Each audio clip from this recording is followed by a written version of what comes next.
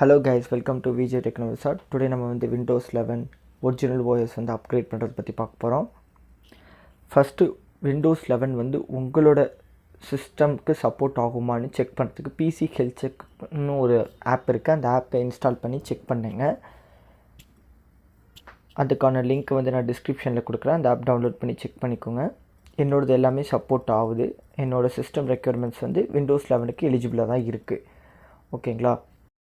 System eligibility check எல்லாமே சக்ஸஸ்ஃபுல்லாக complete ஆகிடுச்சுன்னா உங்கள் பிசியில் வந்து நீங்கள் Windows 11 வந்து தாராளமாக அப்கிரேட் பண்ணலாம்.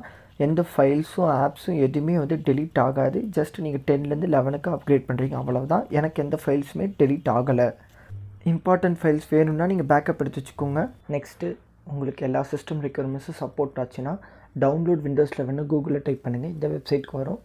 இதில் வந்து 3 மெத்தட்ஸ் கொடுத்துருக்காங்க. ஃபஸ்ட்டு வந்து பார்த்திங்கன்னா இன்ஸ்டாலேஷன் அசிஸ்டன்ட் மூலிமா பண்ணுறது. அதுக்கடுத்து பார்த்திங்கன்னா பென் ட்ரைவ்ஸ் டிவிடி அந்த மூலிமா நீங்கள் ஓஎஸ் பண்ணுறது. லாஸ்ட் மெத்தட் பார்த்திங்கன்னா ISO ஃபைலு. நான் வந்து ஃபஸ்ட் மெத்தடில் தான் டவுன்லோட் பண்ண போகிறேன். ஒவ்வொரு ஸ்டெப்புக்கும் கீழே பிஃபோர் யூ பிகின் ஒரு ஆப்ஷன் இருக்கும். அந்த ஆப்ஷனை கிளிக் பண்ணிங்கன்னா ஸ்டெப்ஸ் எல்லாமே வரும். இன்ஸ்டால் பண்ணுறதுக்கு முன்னாடி என்ன ஸ்டெப்ஸு, அப்புறம் இன்ஸ்டால் பண்ணதுக்கப்புறம் என்ன ஸ்டெப்ஸுன்ட்டு எல்லாமே இருக்கும். இன்ஸ்டால் பண்ணுறதுக்கு முன்னாடி நீங்கள் வந்து ஒரிஜினல் Windows 10 லைசன்ஸ் இருக்கணும்.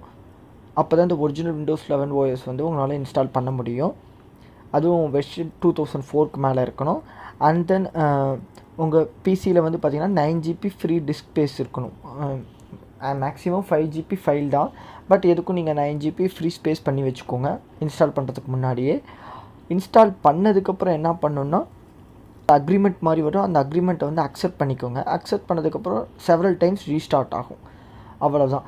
சிம்பிளாக சொல்லணுன்னா நீங்கள் வந்து இன்ஸ்டால் பண்ணுறதுக்கு முன்னாடி இந்த PC ஹெல்த் செக்கப்பை ஃபஸ்ட்டு பண்ணிவிடுங்க.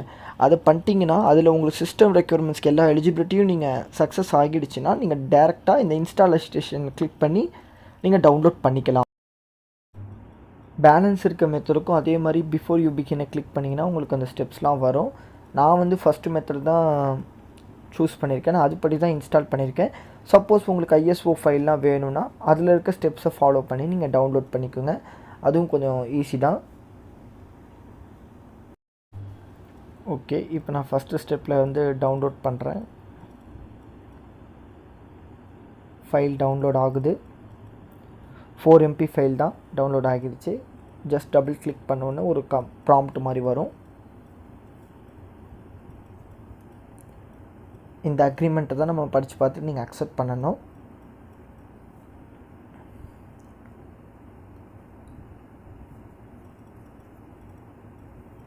Accept and install. இப்போ வந்து 3 ஸ்டெப்பாக இருக்குது. ஃபஸ்ட்டு ஸ்டெப் வந்து டவுன்லோட் பண்ணோம்.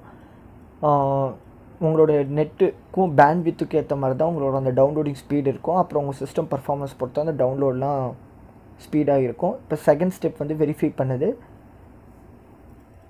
எல்லாமே கரெக்டாக ப்ராப்பராக டவுன்லோட் ஆகிடுச்சா அப்படிங்கிறது வெரிஃபை பண்ணும். தேர்ட் ஸ்டெப்பில் வந்து it's okay to keep using your PC அப்படின்ட்டு வந்துடுச்சு.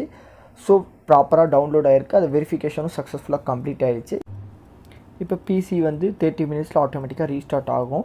ஸோ நீங்கள் ஏதாவது ஃபைல்ஸ்லாம் சேவ் பண்ணால் சேவ் பண்ணி வச்சுட்டு ரீஸ்டார்ட் பண்ணுங்கள். சைன் அவுட் ஆகிடும். பட் டோன்ட் வரி, உங்களோட ஃபைல்ஸ்லாம் அப்படியே தான் இருக்கும்.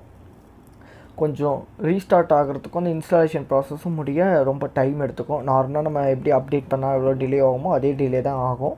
நான் வந்து கொஞ்சம் ட்ரிம் பண்ணிட்டேன் வீடியோவை குயிக்காக சொல்லுங்கிறதுக்காக. இப்போ எனக்கு வந்து ரீஸ்டார்ட் ஆகுது.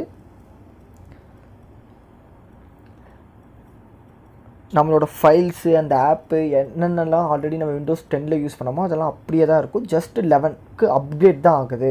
மற்றபடி எந்த ஃபைல்ஸுமே டெலிட் ஆகாது. இப்போ நம்மளுக்கு வந்து Windows 11 அப்கிரேட் ஆகிடுச்சு.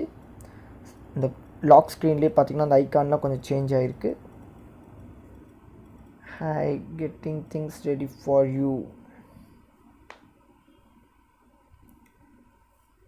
ஃபியூ மினிட்ஸ் எடுத்துக்கும்.